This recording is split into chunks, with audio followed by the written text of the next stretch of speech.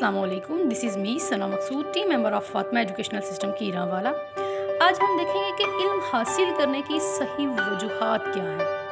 इसमें सबसे पहले है कि इंसान जो इल्म हासिल कर रहा है, उस इल्म हासिल करने के बिना पे वो गौर व फ़िक्र करने और तदब्बुर करने के काबिल हो जाए।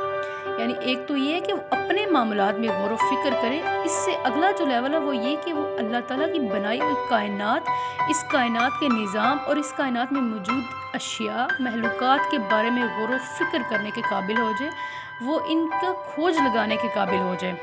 इसके बाद अगर हम दूसरा स्टेप देखें तो वो ये है कि इंसान अपने होने की सही वजह तलाश करने के काबिल हो जाए। यानी वो इस दुनिया में आया है तो वो किसी आम इंसान की नहीं बल्कि अल्लाह ताला की क्रिएशन है और अल्लाह ताला ने उसे बामानी बना के इस दुनिया में भेजा।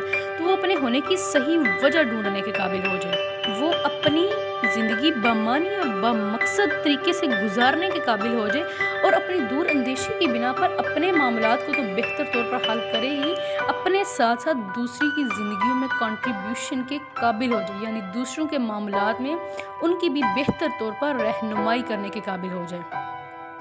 इससे भी आगे हम अगर देखें तो ऐसा इंसान जो सही बुनियादों पर इल्म हासिल कर रहा है, उस इल्म की बिना पर वो अपनी ज़िंदगी में छोटी छोटी टेंशनों, छोटी छोटी फ़िक्रों से आज़ाद हो जाए। यानी उसको अपने रिज़्क की फ़िक्र ना हो, ना ही वो जो इल्म हासिल कर रहा है वो इस बिना पे हो कि वो डिग्री हासिल करेगा और उसको अच्छी नौकरी मिलेगी तो ज़्यादा इज़्ज़त मिलेगी। ऐसा कुछ नहीं है।